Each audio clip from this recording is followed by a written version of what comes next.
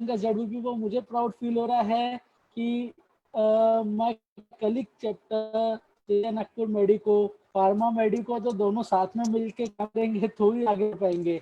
But medico इतना अच्छा काम कर रहा है, इतने अच्छे प्रोजेक्ट्स कर रहा है कोविड-19 के सिचुएशन में भी। We give heads to the doctors जो इतनी अच्छी सर्व दे रहे हैं नागपुर के अंदर में। And I thanks to Shankar sir also that जो आज का टॉपिक है डाइजेस्टिव सिस्टम। कोविड-19 में बहुत सारे लोगों को ये प्रॉब्लम आ रही है, बहुत बच्चों को प्रॉब्लम आ रही है, बिकॉज बच्चे घर में रह रहे हैं और इतना अच्छा सर टॉपिक ले रहे हैं आज। मुझे बड़ा खुशी हो रही है as a pharmacist also. I am very happy कि इतने अच्छे टॉपिक्स पे आप लोग प्रोग्राम ले रहे हैं। आप भी आगे ऐसे ही काम करते चलिए और बहुत अच्छा इसका रिजल्ट निकलने वाला है। And I am very happy with JCI Nagpur medico. And इसी के साथ मैं 2 शब्द अपने विराम करता हूँ एंड फर्दर प्रोग्राम के लिए स्वाति मैम के वापस मंच रखता हूँ। Thank you, sir. Thank you very much for the kind words for the JCI Nagpur Medico team. And like you said, we'll definitely try to do better and be better with the time passing. Thank you so much for your kind words. Now let's know more about our today's speaker, Dr. Shankar Jhanwar sir. And I would like to invite Dr. Snehal Sonarkar for his introduction. Over to you, ma'am. Thank you so much, ma'am. Good evening. Hi, Dr. Gives me immense. Ma'am, your voice is cracking. Snehal, ma'am, your voice is cracking. He is considered gastroenterologist. He has worked as an assistant professor in gastroenterology and hepatology department at CMC Hello. He is currently working as a consultant at Care Hospital.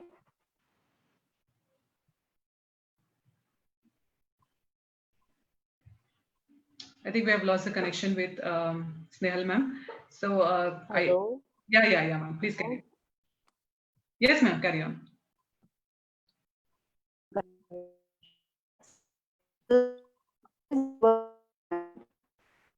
Care Hospital Nagpur and various other hospitals in Nagpur. He is one who introduced plasma exchange therapy for acute liver failure patients in Nagpur. He has been awarded with various prizes at national and international level. He has presented various posters at national level and has publications with his rep. He is a multilingual knowing languages. Sir, I acknowledge your gracious presence. Once again, I welcome you, sir, on the behalf of JCI Nagpur Medico. Over to you, sir. Thank you so much. Yes, sir. Shankar, sir, over to you directly. Many thanks to JCI Nagpur, specifically Swati ma'am. Thanks, Dr. Sonal. Thank you, everyone, कि आप लोगों ने इतना अच्छा platform दिया। मैं अपने आज के टॉपिक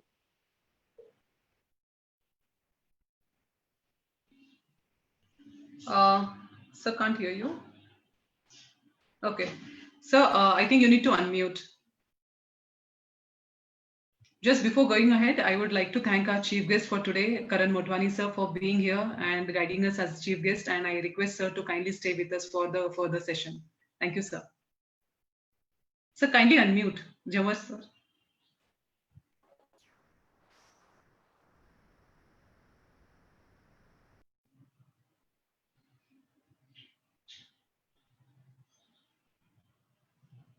सुनाई दे रहा हूँ? या अब आ रही है सर आवाज। जी। तो मैं स्क्रीन शेयर कर रहा हूँ। स्क्रीन देख पा रहे हैं आप लोग? हाँ सर, देख रहे हैं, दिख पा रहे हैं। जी। तो फिर से बहुत बहुत धन्यवाद JCI नागपुर के लिए और स्पेसिफिकली स्वाति मैडम के लिए, और बहुत स्वागत आप सभी लोगों का। मेरा नाम डॉक्टर शंकर जhanwar है। मैं पेट रोग विशेषज्ञ हूँ केयर हॉस्पिटल में।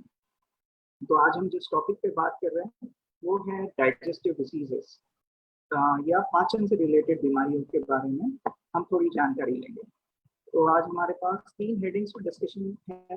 एक है डिस्पेप्सिया यानी बदहजमी, जिसे साधारण भाषा में गैस या एसिडिटी कहा जाता है। दूसरा टॉपिक है कॉन्स्टिपेशन या कब्जियत, और तीसरा टॉपिक है जॉन्डिस। सो डिस्पेप्सिया या बदहजमी के बारे में जब हम जानेंगे तो पहले हम जानेंगे कि इसकी व्याख्या क्या है।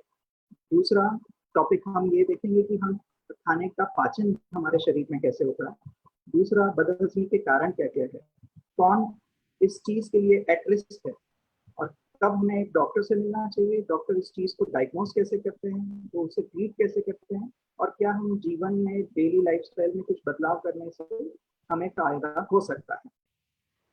तो बदहजमी या डिस्पेप्सिया या गैस एसिडिटी ये एक शब्दों का समूह है, ये लक्षणों का समूह है जिसके अंदर आपको इनमें से कुछ भी लक्षण आ सकते हैं। तो पहला होता है पेट का दर्द, ऊपरी हिस्से में जनरली होता है। दूसरा, पेट में जलन महसूस होना। तीसरा, नौशिया या जी मचलना, उल्टी जैसी फीलिंग आना, जिसको मराठी में मरमा होने बोलते हैं। तीसरा, डकारे आना बहुत सारी, या पेट में भारीपन लगना, गैस लगना, पेट में बेचैनी सी महसूस होना, गुड़गुड़ जैसी आवाजें आना, या बहुत सारी गैस पास होना नीचे से। तो ये एक डायग्राम है जिससे हम समझने की कोशिश करेंगे कि हम खाना कैसे खाते हैं। तो जैसे कि खाना हमारे मुंह में आता है, दांतों के द्वारा चबाया जाता है, जीभ से पीछे खाने की नली में उसे धकेला जाता है, फिर आमाशय या स्टमक में एसिड मिलती है, और ये एसिड फिर लीवर और पैंक्रियास दोनों अपने अपने तत्व छोटी आंतड़ी में छोड़ते हैं, जिससे खाना पचाने में आसानी होती है। और फिर जो पचा हुआ खाना है वो छोटी आंतड़ियों से अब्जॉर्ब होके, शोषित होके पूरे शरीर में फैलाया जाता है। और ये जो छोटी सी चीज यहाँ पे आप लोग देखते हैं वो अपेंडिक्स है, ये कभी कभी तकलीफ दे सकता है। और लास्ट में जो बचा अनपचा, मतलब जो जिस चीज का पचन अच्छा से नहीं हुआ, वो हमारी विष्ठान में इस तरीके से बाहर निकल जाता है। तो बदहजमी के क्या क्या कारण हो सकते हैं? सबसे पहला, खाने की नली या पेट से संबंधित। दूसरा, गॉल ब्लैडर, पित्ताशय या पित्ताशय वाली जो नलियां हैं उनके ब्लॉकेट या उन्हीं की कोई बीमारी से। पैनक्रियस यानी अग्नाशय की बीमारी से। तीसरा, आंतड़ियों से। चौथा, लीवर के प्रॉब्लम से। या last, mind and body effects, यानी आपका मन बेचैन है तो आपका पेट भी बेचैन हो सकता है। तो पेट में क्या क्या कारण हो सकते हैं बदहजमी के? तो सबसे कॉमन कारण है अल्सर। दूसरा है इन्फेक्शन, बैक्टीरिया का इन्फेक्शन, सब एक बहुत आम सी बात है जो हम रेगुलरली देखते हैं। तीसरा, खाने की नली और पेट के बीच में जो वॉल्व है उसका ढीलापन होना, ये यहाँ पर एक वॉल्व है, इससे कई लोगों को एसिडिटी होती है, एसिडिटी जैसा सेंसेशन होता है। या एसिड नॉर्मल है मगर आप उसके लिए सेंसिटिव बहुत है। कभी कभी ये चीज फूड एलर्जी यानी खाने में आने वाले पदार्थों की एलर्जी से भी बदहजमी हो सकती है। अगर आपको डायबिटीज और थायराइड दोनों भी प्रॉब्लम्स है तो आपको बदहजमी होने के चांसेस ज्यादा है। गर्भवती महिलाओं में एसिडिटी की शक्यता, मतलब चांसेस थोड़े ज्यादा होते हैं। और लास्ट मगर बहुत महत्व की बात, कैंसर्स। कई बार कैंसर्स में पहला सिम्टम या पहला लक्षण बदहजमी होती है। दूसरे क्या कारण हो सकते हैं बदहजमी के? तो यहाँ पर हम देख रहे हैं पित्ताशय। तो पित्ताशय में अगर स्टोन्स हो तो भी आपको बदहजमी हो सकती है, उसका इन्फेक्शन हो तो बदहजमी हो सकती है, लीवर में इन्फेक्शन हो, लीवर के कैंसर, पैंक्रियस, इन सभी बीमारियों के अंदर बदहजमी एक पहला लक्षण हो सकता है। तो किस व्यक्ति को या किस पर्सन को बदहजमी होने के ज्यादा संभावनाएं हैं? अगर वो व्यक्ति का वजन बहुत ज्यादा है, उनके डाइटरी हैबिट्स यानी खान पान की आदतें खराब है, जैसे एक साथ ही बहुत सारा खा लेना, हमेशा गलत गलत समय पर, मतलब बहुत ही इरेगुलर टाइम पे खाना, मिडल ऑफ द नाइट में, बहुत रात में उठ उठ के खाना, तो ये चीजें आपको एसिडिटी या बदहजमी के लिए ज्यादा रिस्क पे प्रोन करती है। अगर आप बहुत सारी मेडिकेशंस ले रहे हैं, आप दर्द की दवाइयाँ ले रहे हैं, या खुद ही मन से जाके या फिर फार्मासिस्ट से जाके पूछ रहे हैं विदाउट प्रॉपर डायग्नोसिस की पेट की बीमारी के लिए कोई भी दवाई दे दो, तो उन सिचुएशंस में बदहजमी की संभावनाएं ज्यादा है। आप अगर अल्कोहल लेते हैं या आप स्मोकिंग करते हैं या एक साथ ही बहुत सारा खाना खा लेते हैं, जैसे मैंने पहले बताया था, तो बदहजमी होने की संभावनाएं ज्यादा है। या फिर आप टाइप ए पर्सनालिटी हो, हर चीज को लेकर आप बहुत ज्यादा स्ट्रेस्ड आउट रहते हैं या बहुत ही डिप्रेशन में हैं, तो भले ही आपका पेट ठीक हो मगर मन ठीक नहीं होने के कारण बदहजमी के सिम्टम्स आ सकते हैं। तो अगर बदहजमी है तो क्या हमने हमेशा डॉक्टर के पास जाना चाहिए? जरूरी नहीं है, मगर उन सिचुएशंस में जब आपको डॉक्टर के पास जाना ही चाहिए उनके बारे में मैं आपको बताऊंगा। अगर आपके सिम्टम्स आपको बहुत ज्यादा तकलीफ दे, मतलब ये सिम्टम्स आपको हफ्ते में एक बार से ज्यादा आते हैं और आपकी दैनंदिन एक्टिविटीज, जो डेली एक्टिविटीज है, वो आप नहीं कर पाते। एग्जाम्पल, अगर आप ऑफिस में काम करते हैं मगर आपका पेट बार बार खराब हो रहा है और आप ध्यान नहीं लगा पा रहे हैं अपने काम में, तो ये एक बॉदरसम सिम्टम है।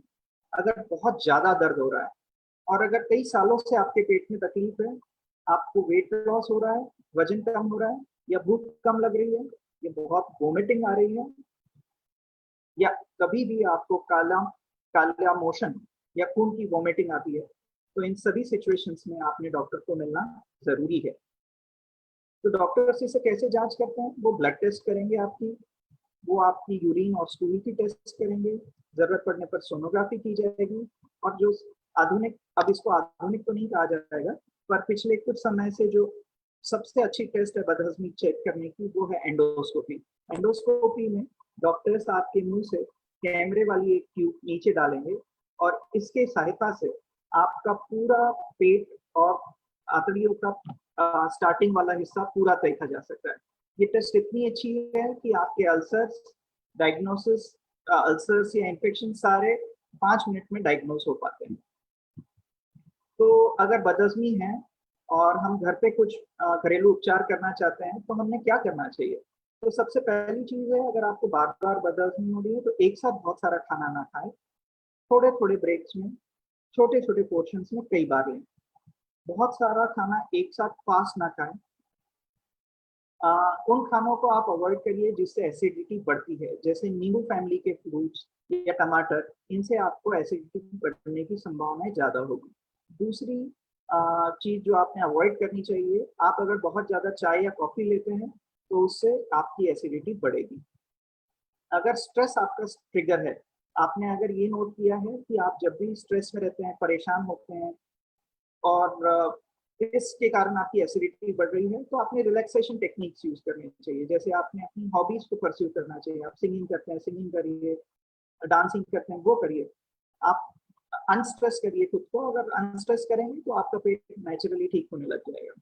स्मोकिंग और अल्कोहल दोनों ही चीजें आपको हमेशा ही एसिडिटी के लिए प्रोन करेंगे, तो इसे बंद करना कंपलसरी है। एक और लाइफस्टाइल चेंज जो एसिडिटी वाले पेशेंट्स ने ध्यान में रखना चाहिए, वो है बहुत टाइट कपड़े नहीं पहनना।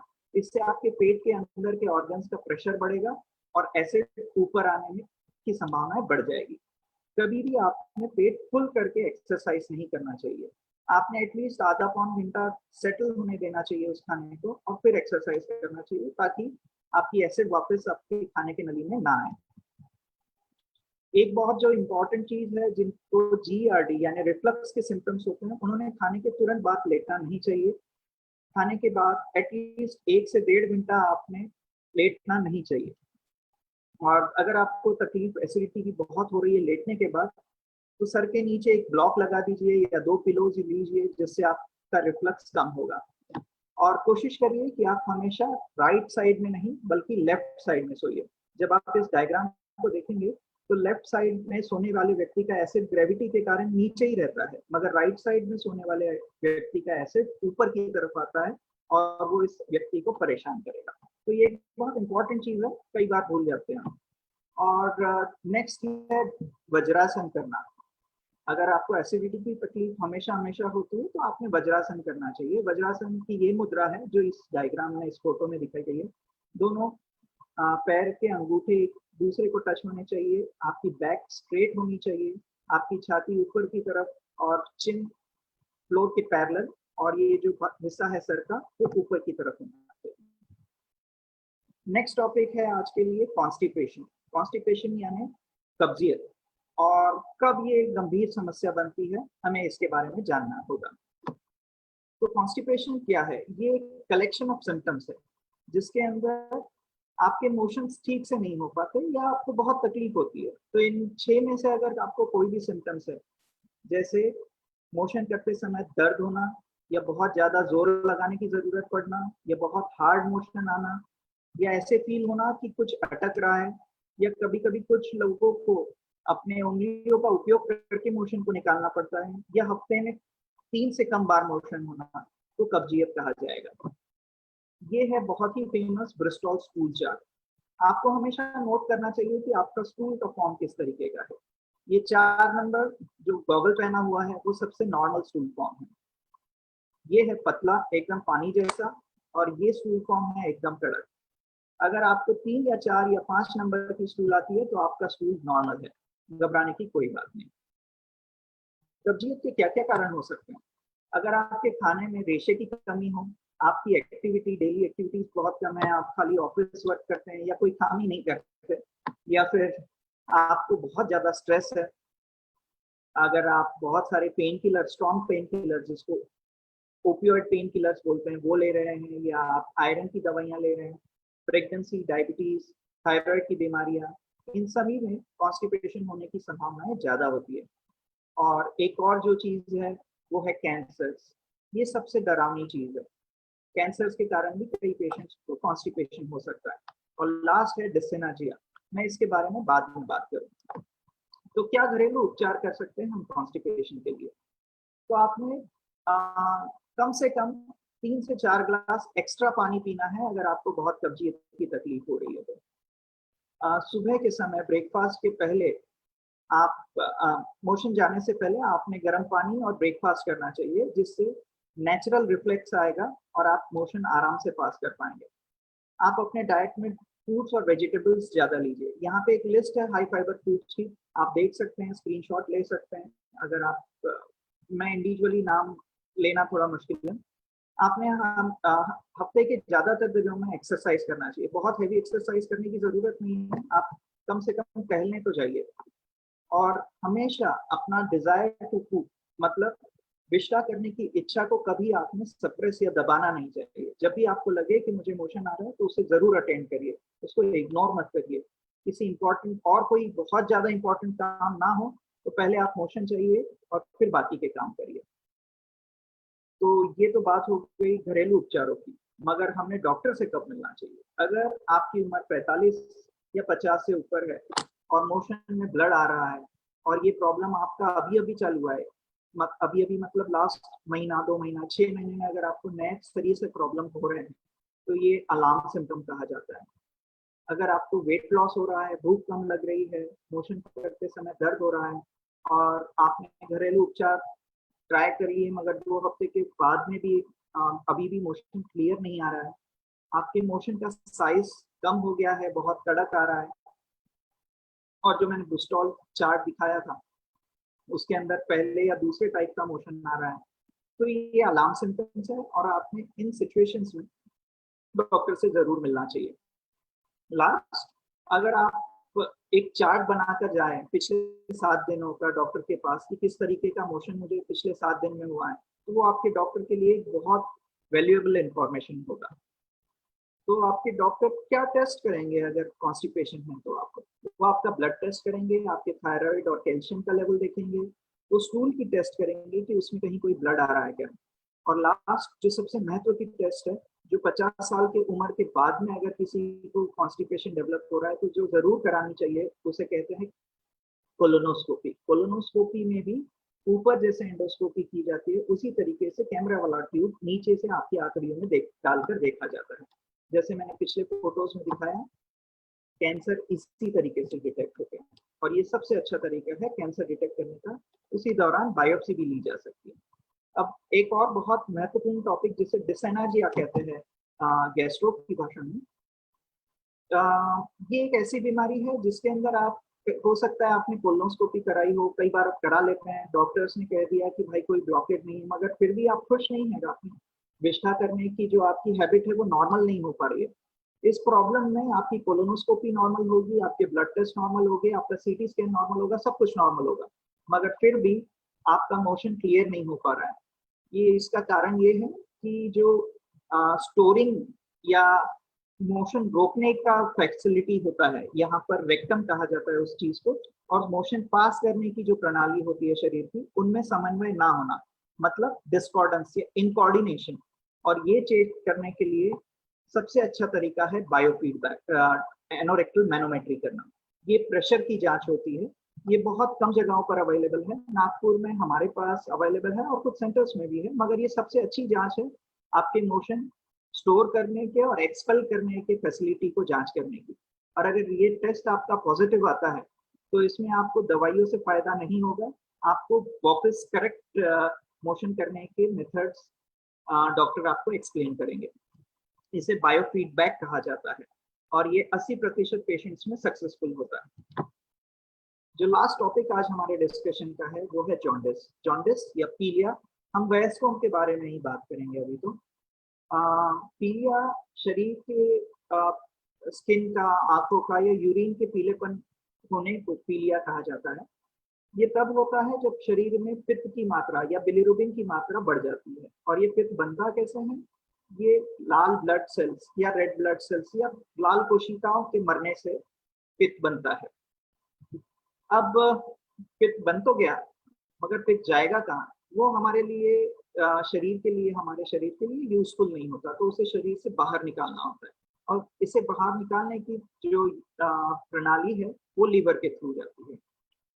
तो अगर लीवर में आने से पहले ही बहुत सारे खून की कोशिकाएं यानी रेड ब्लड सेल्स अगर बहुत ज्यादा मर रहे हैं तो उसे प्री हिपैटिक जॉन्डिस या लीवर से पहले वाला जॉन्डिस कहा जाता है।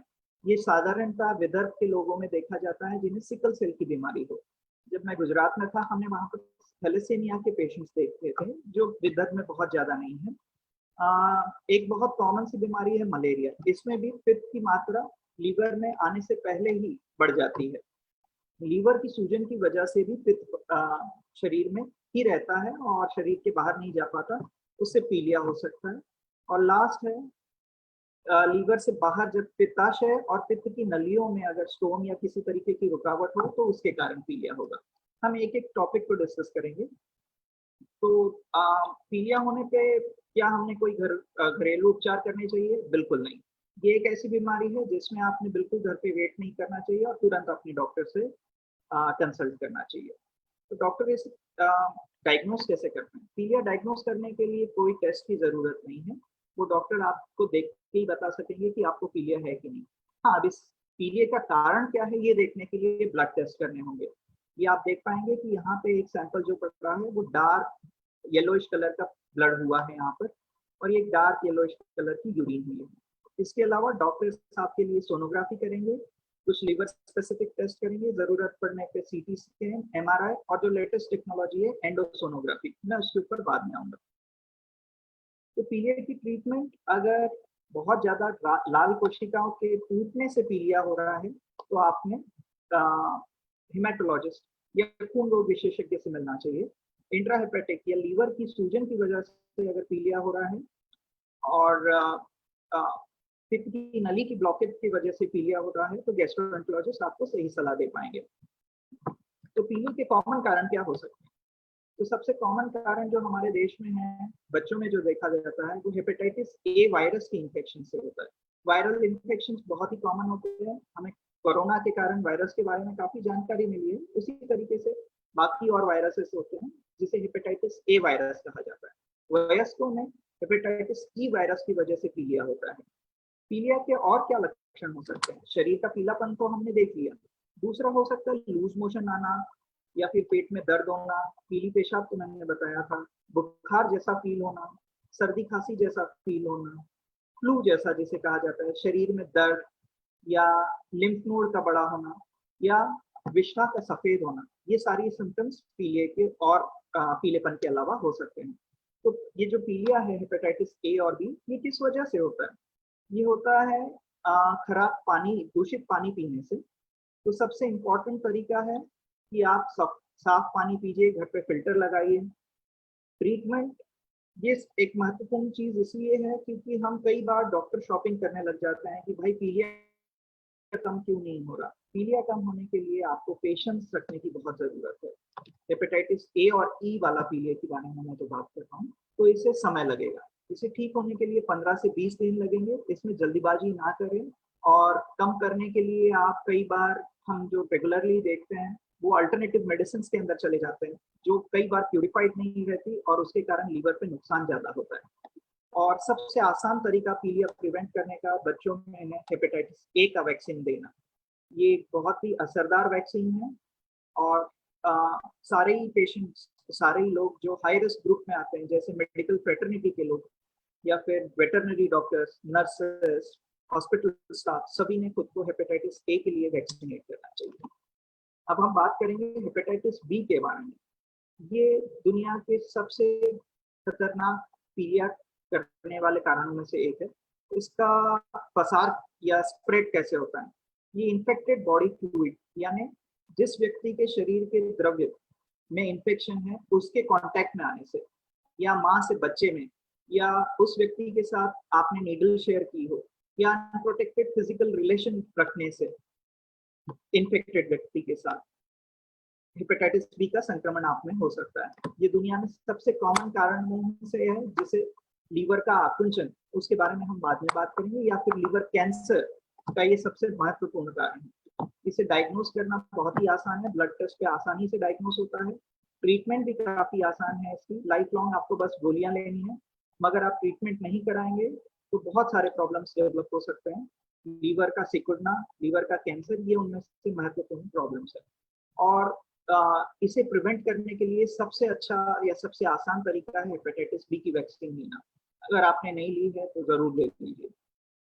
अगर आपके घर में कोई व्यक्ति हेपेटाइटिस बी से संक्रमित है तो आप अपने सभी रिलेटिव्स, ब्लड रिलेटिव्स में हेपेटाइटिस बी के लिए टेस्ट करना चाहिए।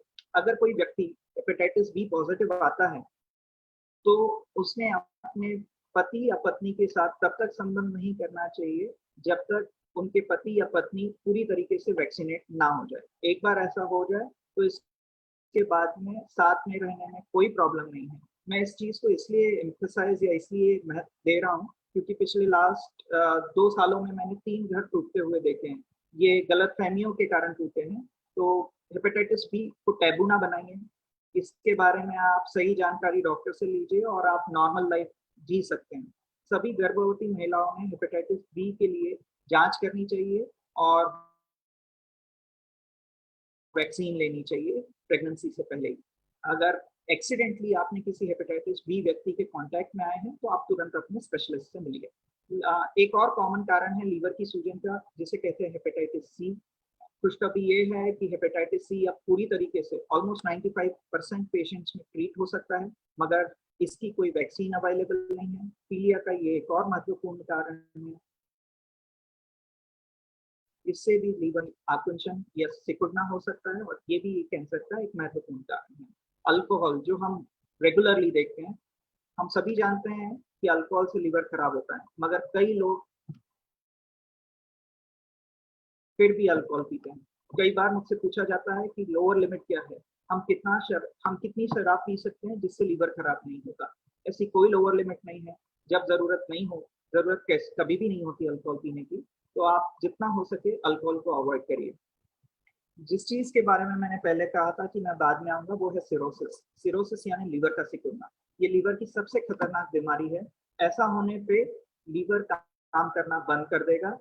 इसे लीवर फेलियर कहते हैं। अगर ऐसा होता है तो आपके पेट में पानी भरेगा, पैरों में सूजन आएगी, जॉन्डिस या पीलिया बढ़ जाएगा, आप अनकॉन्शियस हो सकते हैं, खून की वॉमिटिंग हो सकती है। और अगर ये एडवांस स्टेज में चले जाए जैसे इस व्यक्ति का है, तो इसके लिए सिर्फ एकमात्र उपाय है लीवर ट्रांसप्लांट। तो आप अपने लीवर संबंधित बीमारियों को कभी भी लाइटली ना लें।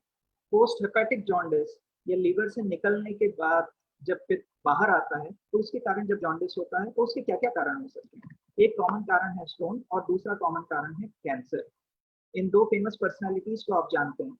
ये है स्टीव जॉब्स, आईफोन के निर्माता, और ये है डॉक्टर मनोहर पारिकर, सॉरी मिस्टर मनोहर पारिकर, जो हमारे डिफेंस मिनिस्टर थे। ये दोनों ही व्यक्ति को ऑब्स्ट्रक्टिव जॉन्डिस यानी पित्त की नलियों के ब्लॉकेट के कारण कैंसर हुआ था। दोनों को ही पैंक्रियास का कैंसर हुआ था और दोनों को ही जॉन्डिस हुआ था। तो अगर इनको हो सकता है तो किसी को भी हो सकता है और किसी ने इस चीज को लाइटली नहीं लेना चाहिए। और अगर कभी ब्लॉकेड है तो आपके डॉक्टर्स उसके लिए उन ब्लॉकेट्स को एंडोस्कोपी के द्वारा ही निकाल सकते हैं। तो एक जो महत्वपूर्ण बात यहाँ पर है कि हमने वेट लॉस, स्टोन का जो प्रिवेंटेबल कारण है पित्त के थैली के या पित्त के नली के स्टोन्स का, वो है रैपिड वेट लॉस। अगर आप बहुत रैपिडली वेट लॉस करने की कोशिश कर रहे हैं तो स्टोन बनने की संभावना बहुत ज्यादा हो जाएगी।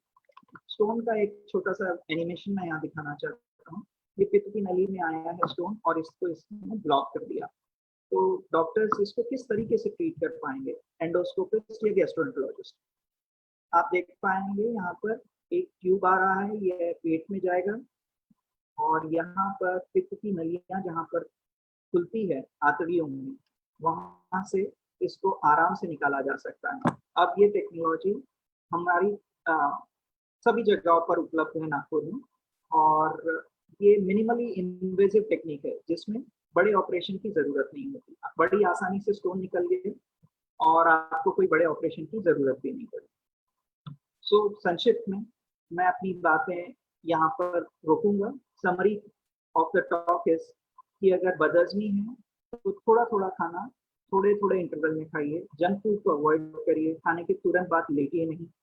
अगर बदहजमी के अलावा आपको कॉन्स्टिपेशन है या कब्जियत है तो ज़्यादा रेशे वाले खाने खाएं, लिक्विड्स ज़्यादा लें, और जब भी अलार्म सिम्टम्स हो जैसे वेट लॉस, मोशन में ब्लड, भूख कम लगना, या बहुत शॉर्ट सिम्टम्स, शॉर्ट ऑनसेट के सिम्टम्स है जो घरेलू उपचार से ठीक नहीं हो रहे हैं, तो डॉक्टर से मिलिए।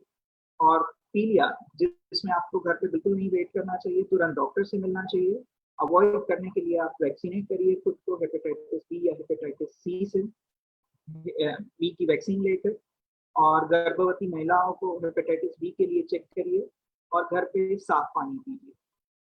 Thank you so much for patient listening. बहुत बहुत धन्यवाद आप सभी का मीटिंग अटेंड करने के लिए। थैंक यू जमर सर, इट वाज ट्रूली बहुत ही अच्छी इन्फॉर्मेशन आपने दी है in very simple language. I think that most of the things are clear regarding. काफी कॉमन चीजें रहती है जैसे कॉन्स्टिपेशन है, कई लोगों को इसके बारे में पता रहता है, लेकिन जिस तरह से आपने बताया कि exactly what are the causes and how we can prevent them, I think it was helpful for all of us. So but there are two questions which have come. एक तो ये है कि सर अल्सर की तकलीफ हमेशा रहती है, so what exactly how can we help them? Ulcer अगर उनको सबसे पहले ये पूछना जरूरी है कि अल्सर कहाँ हुआ है उनको। अगर मुंह के छाले हैं तो वो जनरली विटामिन की कमी के कारण होते हैं या फिर एप्थस अल्सर नाम की बीमारी से होते हैं। और अगर एप्थस अल्सर है तो इसके लिए स्पेसिफिक मेडिकेशंस अवेलेबल हैं। पेट में अगर अल्सर है तो उन्होंने गैस्ट्रोएंटरोलॉजिस्ट से एक बार मिल लेना चाहिए, एंडोस्कोपी करवानी चाहिए। एंडोस्कोपी के बाद में अगर उनको पेट में इन्फेक्शन है तो इसकी क्यूरेटिव ट्रीटमेंट अवेलेबल है, एच पाइलोरी की ट्रीटमेंट जिसे कहते हैं। तो सिर्फ 14 दिन की दवाइयाँ वो लेने से कंप्लीट क्योर अचीव हो सकता है। Right. I think ulcer ka generally they mean it like acidity sort of, they explain it that way in layman language. So probably अगर आप एसिडिटी के बारे में बात कर रहे हैं तो इसको पूरी तरीके से इवेलुएट करना चाहिए। जैसे मैंने बताया स्टार्टिंग में कि एसिडिटी ये शब्द हर आदमी अपने कंफर्ट या अपने अनुभव के हिसाब से एसिडिटी शब्द का प्रयोग करते हैं। एसिडिटी पेट में जलन को भी बोला जाता है, कुछ लोग इसके फूलने को एसिडिटी बोलते हैं। आज ही मैंने एक पेशेंट देखा जो कब्जियत को एसिडिटी समझ रहा था। तो एग्जैक्टली सिम्टम क्या है वो जानना होगा। इसके कई सारे और कारण होते हैं। स्टमक का एक जो ऊपरी हिस्सा होता है जिसे फंडस कहते हैं, कई बार वो रिलैक्स नहीं हो पाता। कई बार स्टमक का जो प्रोपेलिंग मैकेनिज्म है, स्टमक को खाना आगे धकेलना है, तो वो एट फॉल्ट रह सकता है। तो आपने अगर घरेलू उपचार कर लिए हैं, आपने डॉक्टर्स को दिखा लिया है, तो सजेशन ये रहेगा कि आप एक स्पेशलिस्ट से मुलाकात करिए, प्रॉपरली इवेलुएट कराइए। गैस्ट्रोएंटरोलॉजी या किसी भी सब्जेक्ट के अंदर मुझे लगता है, या आई थिंक वही आइडियल चीज़ है कि हम पहले कारण को जान लें, डिसीज को डायग्नोज प्रॉपरली करें, और once the diagnosis is there, treatment बड़ी आसान है। कई बार डायग्नोसिस नहीं हो पाता, हम बस लक्षणों का इलाज करते हैं, तो उसके मूल कारण को जानना ज़्यादा जरूरी है, ऐसा मुझे लगता है। right. And like you explained, इसके पहले जैसे आपने बताया कि I think stress, physical activity, water intake and fiber intake is a must for any GI disorder. Exactly. Very rightly said, ma'am. Right. Unstressing yourself तो पहला स्टेप है। अगर आप खुद को डिस्ट्रेस जब तक नहीं करते हैं, आप अपने हॉबीज कल्टीवेट करिए और खाने में ध्यान दीजिए। अगर इन सब चीज़ों के करने के बावजूद अगर आप एसिडिटी की अनुभव कर रहे हैं, only then there is a need to go to doctor. You're right. There's one more question. Gluten allergy and gases का कोई relation है क्या? Very nice question. Gluten allergy और gases का बहुत close relation है। मैं इस टॉपिक को बहुत ज़्यादा टेक्निकली, बहुत ज़्यादा मेडिकली ओवरलोडेड नहीं करना चाहता था, बहुत सारे शब्दों को डाल के, मेडिकल शब्दों को, इसलिए मैंने उस टॉपिक को टच नहीं किया। व्हीट एलर्जी या ग्लूटेन एलर्जी एक बहुत ही कॉमन प्रॉब्लम है, और जब तक ये प्रूव नहीं हो जाता कि आपको ग्लूटेन एलर्जी है, तब तक ग्लूटेन बंद करने का बहुत फायदा नहीं है। और अगर आपने ऐसे ही बंद कर दिया और उसके बावजूद आपको सिम्टम्स है, तो डॉक्टर्स को डायग्नोसिस में दिक्कत आ सकती है। तो ग्लूटेन आप तभी बंद करिए जब आपका डॉक्टर कहे कि आपको ग्लूटेन एलर्जी है। इसको स्पेसिफिकली चेक किया जाता है, इसके टेस्ट है, और अगर आप उस टेस्ट में पॉजिटिव आते हैं, ओनली देन ग्लूटेन रोकने का फायदा है। और आपने ट्राई कर लिया है तो ग्लूटेन मतलब सारी चीजें आपने पहले करके देख ली है, फिर भी रिलीफ नहीं है, तो यस डेफिनेटली आप ग्लूटेन अवॉइड करके ट्राई कर सकते हैं, that might help you. Okay, so that is form of acidity या gases जहाँ पर अगर कोई relief नहीं आ रही तो they can try for a gluten-free diet. Exactly. Okay. Now next question is, sir, why acidity and vomiting occurs in ghat traveling? Very nice question. So acidity and gas usually नहीं होती है, vomiting बहुत ज्यादा आती है घाट travels में। There is a balancing organ in ear जो जिसको हम लैबिरिंथ बोलते हैं, और उसका काम होता है हमारे पोस्चर, हमारा जो पोस्चर है वो किस तरीके का है, ये सिग्नल्स ब्रेन को देना। मगर हार्ट में या ट्रैवलिंग के समय वो पोस्चर कंटिन्यूअसली चेंज होते जाता है, और जो सेंसरी ऑर्गन है कान का, वो थोड़ा सा कंफ्यूज सा हो जाता है। अब बात ये है कि वो जहाँ पर रिले करता है उसी के पास वोमिटिंग सेंटर है ब्रेन में, तो वो क्रॉस फायरिंग के कारण वोमिटिंग सेंटर भी एक्टिवेट होता है, और उसी के कारण आपको घाट या ट्रैवलिंग के समय वोमिटिंग होती है। मैं इसका खुद बहुत बड़ा पेशेंट रहा हूँ बचपन से, बट जब ये चीज समझी तो इसका उपाय भी बड़ा सरल है कि आप अगर खाली पेट जाएंगे तो ज्यादा आसान होगा, और बहुत आसान सी दवाई है जिसको प्रोमेथाजिन थियोफिलेट बोलते हैं। आप अपने डॉक्टर्स के प्रिस्क्रिप्शन के साथ वो दवाई ले सकते हैं। जूम टॉक पे प्रिस्क्रिप्शन तो थोड़ा अनफेयर लगता है मुझे, एवोमिन ब्रांड से वो आती है, तो आपने वो टैबलेट लेना है ट्रेवल के आधा घंटा पहले, और अगर आप ये टैबलेट लेके ट्रैवल करते हैं तो I can guarantee you almost in 90 to 80% cases में बिल्कुल वॉमिटिंग नहीं है। इसका बस एक ही साइड इफेक्ट है, नींद बहुत आएगी, और दूसरा जो कॉमन सा साइड इफेक्ट है वो है मुंह सूखना। बट ये टैबलेट बिल्कुल भी उनको नहीं लेनी चाहिए जो खुद ड्राइव करने वाले, ड्राइवर्स के लिए बिल्कुल भी सजेस्टेड नहीं है, क्योंकि नींद बहुत आएगी और आपका जजमेंट खराब होगा। Right. Sir, next question is, does acidity or gases causes throat infection? Not really throat infection, मगर थ्रोट इरिटेशन जरूर बोलूंगा।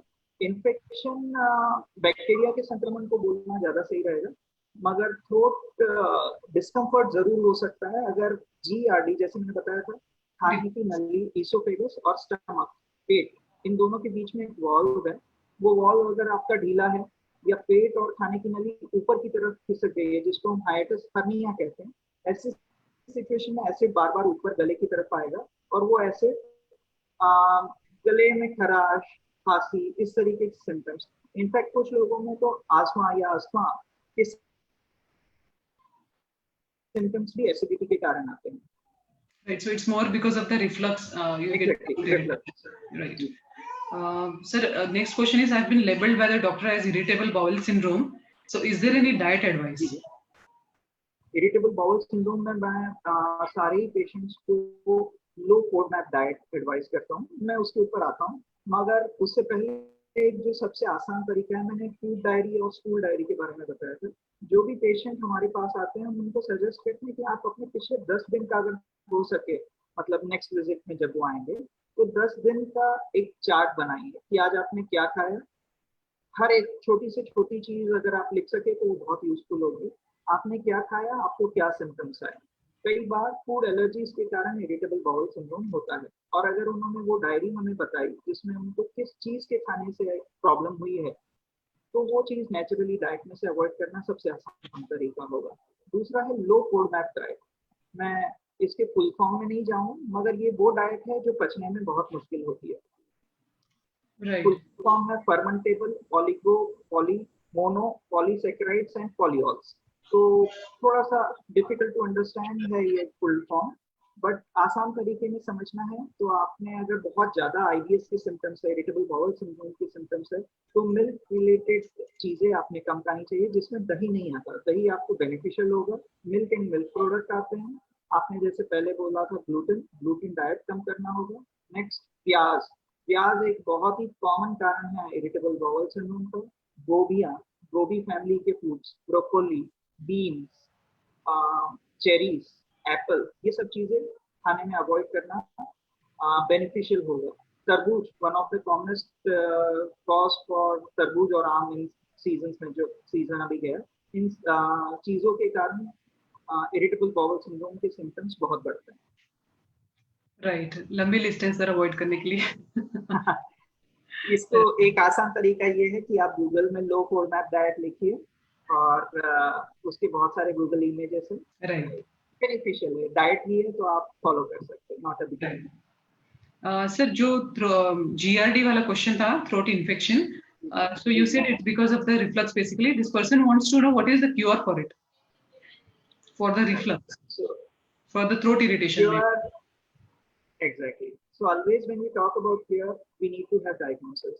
So अगर रिफ्लक्स आपका बहुत ज्यादा सिम्टोमेटिक है, तो अगर आपको हर्निया है और आप लंबे समय तक गोलियां नहीं लेना चाहते, तो उस हर्निया का ऑपरेशन करना होगा। आजकल बहुत सारे नए टेक्निक्स आए, रेडियो फ्रिक्वेंसी एब्लेशन है।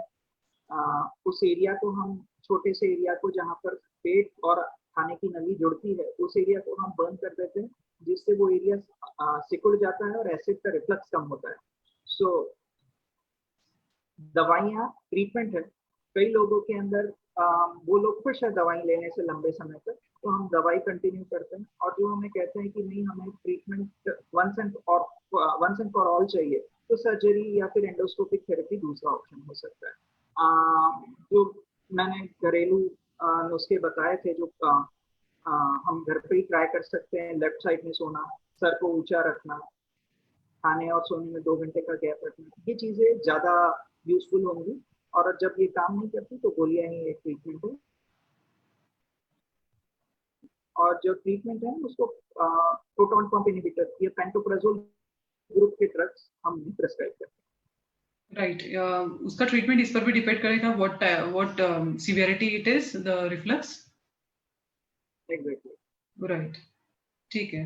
So if you can stop sharing, I would like to invite our secretary for the vote of thanks. Sure. Yeah, thank you. I think it was a truly very wonderful and interactive session, sir. बहुत सारी information regarding the GI disorders. Thank you so much for this. And now I would like to invite our Honorable Secretary, Dr. Deepika Chandok, for her vote of thanks. Just a minute, huh?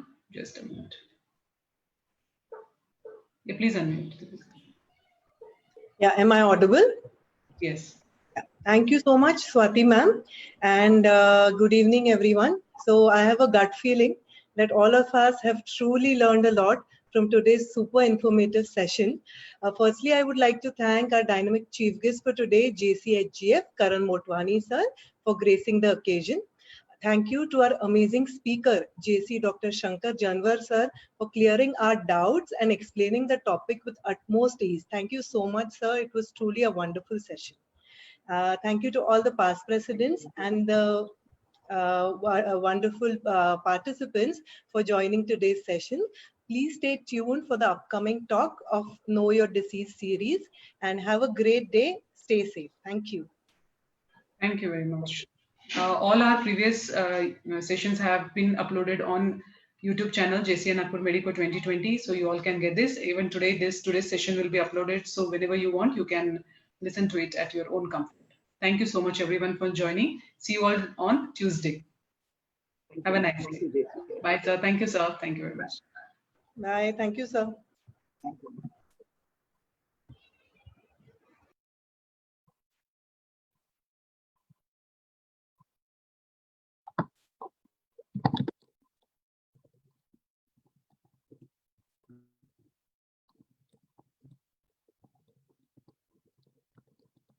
I'm ending the meet. Thank you.